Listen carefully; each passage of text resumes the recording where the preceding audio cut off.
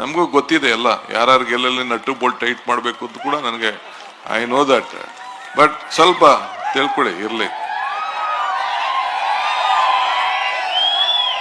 So ಕೆಲವು ನೀವೆಲ್ಲ ಬಣ್ಣ ಹಾಕೊಂಡು ನಾಟಕ ಮಾಡ್ತೀರಿ, ನಾವು ಬಣ್ಣ ಹಾಕೊಳ್ದೆ ದಿನ ಸಿನಿಮಾ ಮಾಡ್ತಾ ಇದ್ದೀವಿ. ಬಣ್ಣ ಹಾಕೊಳ್ಳದೆ ನಮ್ಗೆ ಪ್ರತಿ ನಾಡಿ ಮಿಡ್ತ ಮೂಮೆಂಟು, ಯಾರ ಮೂಮೆಂಟ್ ಏನು, ಯಾರ ರಂಗ ಏನು ಎಲ್ಲ ಕೂಡ ನಮ್ಗೆ ಅರಿವಿದೆ. ಅಂದ್ರೆ ಕಲೆ ಯಾರಪ್ಪನ ಆಸ್ತಿನೂ ಅಲ್ಲ, ಯಾರು ಬೇಕಾದ್ರೂ ಎಷ್ಟು ಮಟ್ಟಕ್ಕೆ ಬೆಳಿಲಿಕ್ಕೆ ಭಗವಂತ ಅವಕಾಶ ಕೊಟ್ಟಿದ್ದಾರೆ. ಸೊ ಕೆಲವು ನೀವೆಲ್ಲ ಬಣ್ಣ ಹಾಕೊಂಡು ನಾಟಕ ಮಾಡ್ತೀರಿ, ನಾವು ಬಣ್ಣ ಹಾಕೊಳ್ದೆ ದಿನ ಸಿನಿಮಾ ಮಾಡ್ತಾ ಇದ್ದೀವಿ. ಬಣ್ಣ ಹಾಕೊಳ್ಳದೆ ಸಿನಿಮಾ ಮಾಡ್ತಾ ಇದ್ದೀವಿ. ಬಟ್ ನನಗೆ ಈ ಫಿಲಂ ಇಂಡಸ್ಟ್ರಿ ಬಗ್ಗೆ ಬಹಳ ಕೋಪ ಬಂದ್ಬಿಟ್ಟಿದೆ, ನನಗೆ ಸಿಟ್ಟು ಬಂದ್ಬಿಟ್ಟಿದೆ. ಫಿಲಂ ಚೇಂಬರ್ ಆಫ್ ಕಾಮರ್ಸು, ಈ ಆಕ್ಟರ್ಗಳ ಬಗ್ಗೆ ನನಗೆ ಸಿಟ್ಟು. ನೋಡ್ತಾ ಇದ್ದಾನೆ ವೆಂಕಟೇಶು.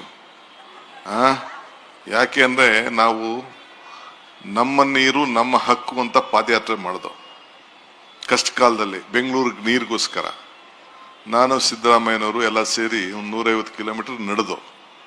ಕೋವಿಡ್ ಸಂದರ್ಭ, ನಮ್ಮ ಸ್ವಂತಕ್ಕೆ ನಾವು ನಡಿಲಿಲ್ಲ, ಆದರೆ ರಾಜ್ಯದ ಹಿತಕ್ಕೆ ನಾವು ನಡೆದೋ. ಸಾಧು ಕೋಕಿಲ ಮತ್ತು ವಿಜಿ ಇಬ್ಬರು ಬಿಟ್ರೆ ಯಾರು ಪಾರ್ಟಿಸಿಪೇಟ್ ಮಾಡಲಿಲ್ಲ. ನೀವು ಅಸೋಸಿಯೇಷನ್ ಅವ್ರು ಬಂದಿದ್ರಿ, ನೀವು ಅದನ್ನ ಕಲಾವಿದರ ಪೈಕಿ ಕೇಳ್ತಾ ಇದ್ದೀನಿ. ನೀವೆಲ್ಲ ಮ್ಯಾನೇಜ್ಮೆಂಟ್ ಅವ್ರು ಕೆಲವರು ಬಂದಿದ್ರಿ, ಚೇಂಬರ್ ಅವ್ರು, ನಾನೇ ಪರ್ಸನಲ್ ಆಗಿ ಬಂದು ಚೇಂಬರ್ ಕರೆದಿದ್ದೆ. ಸೊ ನನಗೆ ಈ ಆ್ಯಕ್ಟ್ರುಗಳು ಇವರೆಲ್ಲ ಕೆಲವರೆಲ್ಲ ಬಳಸ್ಕೊಳ್ತಾರೆ, ಆಮೇಲೆ ಬಿಸಾಕ್ತಾರೆ. ಸೊ ಹಂಗೆ ತಿಳ್ಕೊಳಕ್ ಹೋಗ್ಬಿಡಿ. ಅದಿಷ್ಟಿಗೆ ನಮ್ಮ ಸರ್ಕಾರ ಬಂದ ತಕ್ಷಣ ಫಸ್ಟು ಸಾಧಕು ಗೆಲಾಗೆ ಅಧ್ಯಕ್ಷರು ಮಾಡಬೇಕು ಅಂತ ನಾನು ಚೀಫ್ ಮಿನಿಸ್ಟರ್ ಇಬ್ಬರು ಮಾತಾಡಿಕೊಂಡು ಅವ್ರಿಗೂ ಒಂದು ಅವಕಾಶವನ್ನು ಗುರುತಿಸ್ಬೇಕು. ನಮ್ಮ ಕಷ್ಟ ಕಾಲದಲ್ಲಿ ಯಾರು ನಿಂತ್ಕೊಂಡಿರ್ತಾರೆ ಅವ್ರು ನಾವು ಸಹಾಯ ಮಾಡಬೇಕು ಅಂತೇಳಿ ಇವತ್ತು ಅವ್ರಿಗೆ ನಾವು ಅಧ್ಯಕ್ಷರಾಗಿ ನಾವು ಮಾಡಿದ್ದೇವೆ. ಇದು ತಲೆಯಲ್ಲಿ ಇರಲಿ. ನಾವಿದನ್ನು ಗಮನಿಸೋದಿಲ್ಲ ಅಂತ ಯಾರೋ ತಿಳ್ಕೊಳಕ್ ಹೋಗ್ಬೇಡಿ. ನಮಗೆ ಪ್ರತಿ ನಾಡಿ ಮಿಡ್ತ ಮೂಮೆಂಟು, ಯಾರ ಮೂಮೆಂಟ್ ಏನು, ಯಾರ ರಂಗ ಏನು ಎಲ್ಲ ಕೂಡ ನಮಗೆ ಅರಿವಿದೆ.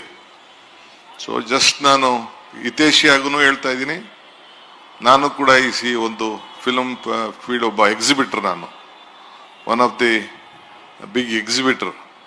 ನಾನು ಕೂಡ ಇದನ್ನು ನಾನು ಹೇಳ್ತಾ ಇದ್ದೀನಿ. ಗೌರ್ಮೆಂಟು ನೀವು ಏನು ಇವತ್ತು ಕಾರ್ಯಕ್ರಮ ಪಾಪ ಒಂದು 10 ಜನ ಮಾತ್ರ ನೀವು ಪ್ರಾಮಿನೆಂಟ್ ಅವ್ರು ಕಾಣ್ತಾ ಇದ್ದೀರಿ. ಇದೇನು ಸಿದ್ದರಾಮಯ್ಯವ್ರ ಮನೆ ಪ್ರೋಗ್ರಾಮ್ ಅಲ್ಲ, ಡಿ ಕೆ ಶಿವಕುಮಾರ್ ಮನೆ ಪ್ರೋಗ್ರಾಮ್ ಅಲ್ಲ, ಇಲ್ಲ ಅಂದ್ರೆ ಕಿಶೋರ್ದಲ್ಲ, ಸಾಧು ಕೋಕಿಲನ್ ಪ್ರೋಗ್ರಾಮ್ ಅಲ್ಲ. ಇದು ಇಂಡಸ್ಟ್ರಿ ಪ್ರೋಗ್ರಾಮ್. ಇದು ಈ ಇಂಡಸ್ಟ್ರಿ ಪ್ರೋಗ್ರಾಮ್ಗೆ ಆಕ್ಟರ್ಗಳು, ಪ್ರೊಡ್ಯೂಸರು, ಡೈರೆಕ್ಟರ್ಗಳು, ಕಲಾವಿದರು ಬರಲಿಲ್ಲ ಅಂತಂದ್ರೆ ಯಾರು ಬರ್ತಾರೆ? ನಾವು ಬೇಕಾದ್ರೆ ಜನ ಸೇರ್ಸೋದೇನು, it is not a big thing. ಇದು ಎಲ್ಲರಿಗೂ, ಈಗ ಶಿವರಾಜ್ ಕುಮಾರ್ ಹೇಳಿದ್ರು ಇದು ನಮ್ಮನೆ ಹಬ್ಬ ಅಂತ ಹೇಳಿದ್ರು. ಆ ಭಾವನೆ ಪ್ರತಿಯೊಬ್ಬ ಕಲಾವಿದರಿಗೆ, ಪ್ರತಿಯೊಬ್ಬ ಎಕ್ಸಿಬಿಟರ್ಗೆ, ಪ್ರತಿಯೊಬ್ಬ ಪ್ರೊಡ್ಯೂಸರ್ಗೆ, ಡೈರೆಕ್ಟರ್ಗೆ, ಆಕ್ಟರ್ಗೆ ಬರಲಿಲ್ಲ ಅಂತಂದ್ರೆ ಏಂತಕ್ಕೆ ಫಿಲಂ ಫೆಸ್ಟಿವಲ್ ಮಾಡಬೇಕು?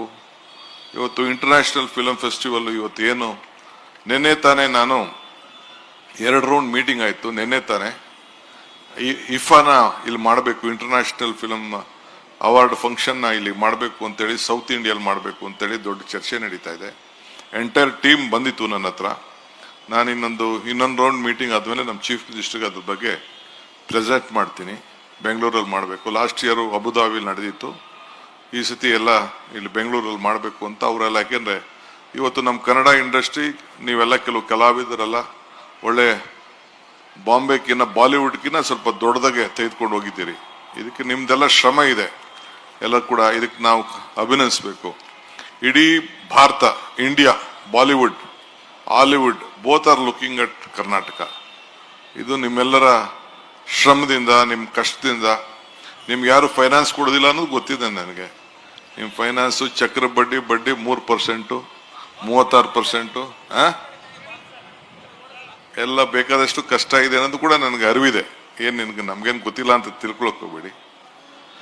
ಆದ್ರೂ ಕೂಡ ಗೌರ್ಮೆಂಟ್, ಇದು ನಾವಲ್ಲ, ಗೌರ್ಮೆಂಟ್ ಆಚಾರ ವಿಚಾರನ ಪ್ರಚಾರ ಮಾಡೋದು ಕೂಡ ನಿಮ್ಮ ಧರ್ಮ. ನಿಮ್ಮ ಕಲೆ ಮುಖಾಂತರ, ನಿಮ್ಮ ಸಿನಿಮಾದ ಮುಖಾಂತರ, ನಿಮ್ಮ ಥಿಯೇಟರ್ಗಳ ಮುಖಾಂತರ ಸಮಾಜ. ಈಗ ನಾವು 5 ಗ್ಯಾರಂಟಿ ತಂದೋ. ಏಂತಕ್ಕೆ ತಂದೋ 5 ಗ್ಯಾರಂಟಿ? ನಮ್ಮನೆ ಊಟಕ್ಕೆ ತಂದ್ವಾ, ಇಲ್ಲ ಒಂದು ಪಾರ್ಟಿಯವ್ರಿಗೋಸ್ಕರ ತಂದ್ವಾ? 56,000 ಕೋಟಿ ಕೊಟ್ಟಿದ್ದೀವಿ. 56,000 ಕೋಟಿ ಬಸ್ಸಲ್ಲಿ ಓಡಾಡಕ್ಕಿರ್ಬೋದು, ಕರೆಂಟ್ಗಿರ್ಬೋದು, ಪ್ರತಿಯೊಂದು ಕುಟುಂಬ ಇದಕ್ಕೆ ಶಕ್ತಿ ಸಿಗ್ಲಿ ಅಂತೇಳಿ. ಯಾವುದೇ ಒಂದು ಮನೇಲಿ ಒಂದು ಟಿವಿ ಹಾಕ್ದವರು, ಈಗ ಟಿವಿಯವರು ಅಧ್ಯಕ್ಷರು, ಈ ಟಿವಿಯವರು ಮುಖ್ಯಸ್ಥರು ಬಂದಿದ್ದಾರೆ, ಒಂದು 3-4 ಟಿವಿಯವರು ಇಲ್ಲಿ ನೋಡ್ತಾ ಇದ್ದೀನಿ ನಾನು. ಅವ್ರಿಗೂ ಒಂದು ದೊಡ್ಡ ಇಲ್ಲಿ TRPಗೆ ಬಹಳ ನಿಮ್ಮ ಸಿನಿಮಾಗಳು ಬಹಳ ಮುಖ್ಯ, ಕಲೆ ಬಹಳ ಮುಖ್ಯ. ಗಂಟೆಯಲ್ಲಿ ಅಟ್ಲೀಸ್ಟ್ 2 ಗಂಟೆ ಆದ್ರೂ ಕೂಡ ಜನ ಟಿವಿ ಮುಂದೆ ಕೂತಿರ್ತಾರೆ. ನೀವೇನ್ ಪ್ರದರ್ಶನ ಮಾಡ್ತೀರಿ, ನೀವೇನ್ ತಯಾರು ಮಾಡ್ತೀರಿ, ಥಿಯೇಟರ್ ನೋಡೋಕ್ಕಾಗಲಿ ಟಿವಿಲಾರು ನೋಡ್ತಾ ಇದ್ದಾರೆ. ಈಗ ಲಾಸ್ಟ್ 7-8 ಮಂತ್ಸಿಂದ ಎಲ್ಲ ಥಿಯೇಟರ್ಗಳಲ್ಲಿ ಈಗ PVR ಅವರು ಬಾಡಿಗೆನೇ ಕೊಟ್ಟಿಲ್ಲ, ಬಾಡಿಗೆಗೆ ಲಾಸ್ ಆಗ್ತಾ ಇದೆ, ಒಳ್ಳೆ ಸಿನಿಮಾಗಳು ಬರ್ತಾ ಇಲ್ಲ ಅಂತೇಳಿ. ಸೊ ಅದಕ್ಕೆ ಮುಖ್ಯಮಂತ್ರಿಗಳು ಮೈಸೂರಿನಲ್ಲಿ ಒಂದು ದೊಡ್ಡ, ಈಗೇನು 1 ಗಂಟೆ 1-1/4 ಗಂಟೆಗೆ ಮೈಸೂರಿಗೆ ಹೋಗ್ಬೋದು, ಒಳ್ಳೆ ಜಾಗವನ್ನು ಕೂಡ ಮಾಡಿ ಒಂದು ಒಳ್ಳೆ ಸಿಟಿ ಮಾಡಬೇಕು ಅಂತೇಳಿ ಅಲ್ಲಿ ಈಗಾಗಲೇ ಅವರ ಸಂಕಲ್ಪ ಇದೆ. ಬಹುಶಃ ಈ ಬಜೆಟ್ ಆದಮೇಲೆ ಒಂದು ಪ್ಲಾನ್ ಸಬ್ಮಿಟ್ ಆಗಿತ್ತು, ಆ ಪ್ಲಾನು ಸರಿ ಇಲ್ಲ ಅಂತೇಳಿ ಅವರೇ ಅದಕ್ಕೆ ರಿಜೆಕ್ಟ್ ಮಾಡಿದ್ದಾರೆ. ಒಂದು ಕೂತ್ಕೊಂಡು ಅನೇಕರ ಹತ್ರ ಚರ್ಚೆ ಮಾಡಿ ಒಂದು ಅಂತಾರಾಷ್ಟ್ರೀಯ ಮಟ್ಟದ ಒಂದು ದೊಡ್ಡ ಫಿಲಂ ಸಿಟಿ ಮಾಡಬೇಕು ಅನ್ನೋದು ಅವರ ಸಂಕಲ್ಪ ಇದೆ. ಅದು ಕೂಡ ಮಾಡಲಿಕ್ಕೆ ಇವತ್ತು ಎಲ್ಲ ಹೊರಟಿದ್ದಾರೆ.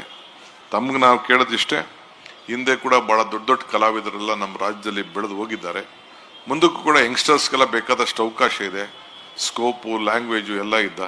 ಹಿಂದೆ ರಾಮನಗರದಲ್ಲಿ ಶೋಲೆ ನಡೆಸಿದಾಗ ಯಾರ್ದು ಸಾಧ್ಯನಾ ಇಂಥದ್ದೆಲ್ಲ ಅಂತ ಕೂಡ ಹಿಂದೆ 40-50 ವರ್ಷದಿಂದ ಮಾತಾಡ್ತಿದ್ರು. ಹಿಂಗೆಲ್ಲ ಇವತ್ತು ಕೂಡ ನಮ್ಮ ಕರ್ನಾಟಕ ರಾಜ್ಯದಲ್ಲಿರೋಂಥ ಸಿರಿ ಸಂಪತ್ತು ಏನಿದೆ, ಇಲ್ಲಿರೋಂಥ ಮಲೆನಾಡು ಪ್ರದೇಶ ಏನಿದೆ, ಚಿಕ್ಕಮಗಳೂರು ಇರ್ಬೋದು, ಕೂರ್ಗ್ ಇರ್ಬೋದು, ನಮ್ಮ ಸೀಶೋರ್ ಇರ್ಬೋದು, ಏನು ಕೋಸ್ಟಲ್ ಬೆಲ್ಟ್ ಇರ್ಬೋದು, ಇಲ್ಲ ಉತ್ತರ ಕರ್ನಾಟಕದಲ್ಲಿರೋಂಥ ಗೋಲ್ಗುಂಬಸ್ ಇರ್ಬೋದು, ಬೇರೆ ಬೇರೆ ವಿಜಯನಗರದ ಎಂಪೈರ್ ಇರೋಂಥ ಸ್ಥಾನಗಳು, ಎಂತೆಂಥ ಚಿತ್ರವನ್ನ ನೋಡೋಂಥ ತೋರಿಸೋಂಥ ಒಂದು ದೊಡ್ಡ ಅವಕಾಶ ಇದೆ. ಆ ಹಿನ್ನೆಲೆಯಲ್ಲೇ ಮುಖ್ಯಮಂತ್ರಿಗಳು ಇದು ಈ ರಾಜ್ಯ ಸರ್ವ ಜನಾಂಗದ ಶಾಂತಿಯ ತೋಟ ಅನ್ನೋ ಥೀಮನ್ನ ಇಡೀ ದೇಶಕ್ಕೆ ಒಂದು ಕಳಿಸ್ಬೇಕು ಅನ್ನೋ ದೃಷ್ಟಿಯಿಂದ ಇವತ್ತು ಆಯ್ಕೆ ಮಾಡಿ ಕಳಿಸಿದ್ದಾರೆ. ನಿಮ್ಗೆಲ್ಲ ಶುಭವಾಗಲಿ. ಅಟ್ಲೀಸ್ಟ್ ಮುಂದಕ್ಕಾರ ಕೂಡ ಇಂಥ ಕಾರ್ಯಕ್ರಮಕ್ಕೆ ಫಿಲಂ ಚೇಂಬರ್ ಅವರು, ಅಕಾಡೆಮಿಯವರು, ಅವ್ರಿಗೆಲ್ಲ ಸ್ವಲ್ಪ ನಂದು ವಾರ್ನಿಂಗ್ ಅಂತಾರಲಿ, ರಿಕ್ವೆಸ್ಟ್ ಅಂತ ಇರಲಿ, it is not my program, ನನ್ನ ಕಾರ್ಯಕ್ರಮ ಅಲ್ಲ, ಇದು ನಿಮ್ಮ ಕಾರ್ಯಕ್ರಮ. ಹೇಮಾ ಚೌಧರಿ ಪಾಪ ಅವ್ರು ಬಂದು ಕೂತಿದ್ದಾರೆ, ಅವ್ರ ಯಾಕೆಂದ್ರೆ ಬರೀ ಒಂದು 25 ಜನಕ್ಕೆ ಸಿನಿಮಾ ಬೇಕಾಗಿರೋದು. 20 ನಾವು ಯಾವ್ದಾರ ಸಂದರ್ಭದಲ್ಲಿ ಯಾವ್ದಾರ ಒಬ್ರು ಹಿಂಗೆ ಫಿಲಂ ಏನಾರು ಇಲ್ಲೆಲ್ಲ ತೆಗಿತಾವ್ರೆ ಅಂತಂದ್ರೆ ಯಾರು ಸರ್ಕಾರಕ್ಕೆ ಕೋಆಪರೇಟ್ ಮಾಡಲ್ಲ, ಅಲ್ಲಿ ಪರ್ಮಿಷನ್ನೇ ಕೊಡ್ಬೇಡ ಅಂದ್ರೆ ಥಿಯೇಟರ್ ಸಿನಿಮಾನೇ ನಡೆಯಲ್ಲ, ಒಂದು ಶೂಟಿಂಗೇ ನಡೆಯಲ್ಲಪ್ಪ. ನಮಗೂ ಗೊತ್ತಿದೆ ಎಲ್ಲ, ಯಾರ್ಯಾರಿಗೆ ಎಲ್ಲೆಲ್ಲಿ ನಟ್ಟು ಬೋಲ್ಟ್ ಟೈಟ್ ಮಾಡಬೇಕು ಅಂತ ಕೂಡ ನನಗೆ ಐ ನೋ ದಟ್. ಬಟ್ ಸ್ವಲ್ಪ ತಿಳ್ಕೊಳ್ಳಿ ಇರ್ಲಿ. ಗುಡ್, ಅಟ್ಲೀಸ್ಟ್ ನಿಮ್ಗೆಲ್ಲ ಅರ್ಥ ಆಗ್ತಾ ಇದೆಯಲ್ಲ ನಮ್ ಕಷ್ಟ ಅಂತ.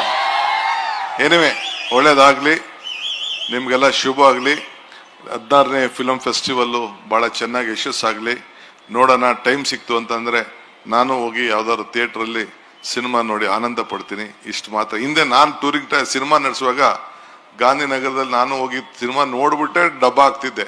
ಡಬ್ಬ ಎತ್ಕೊಂಡೋಗಿ ಗಾಂಧಿನಗರಕ್ಕೆ ಬಸ್ ಸ್ಟ್ಯಾಂಡ್ಗೆ ಹಾಕಿ ಎತ್ಕೊಂಡೋಗಿ ನಮ್ಮೂರಲ್ಲಿ ಬಿದ್ದಿದ್ದು. ಸತ್ಯ ಹರಿಶ್ಚಂದ್ರ ನಾಳೆ ಸಿನಿಮಾನ 14 ಸತಿನೂ 15 ಸತಿ ನೋಡಿದ್ದೀನಿ.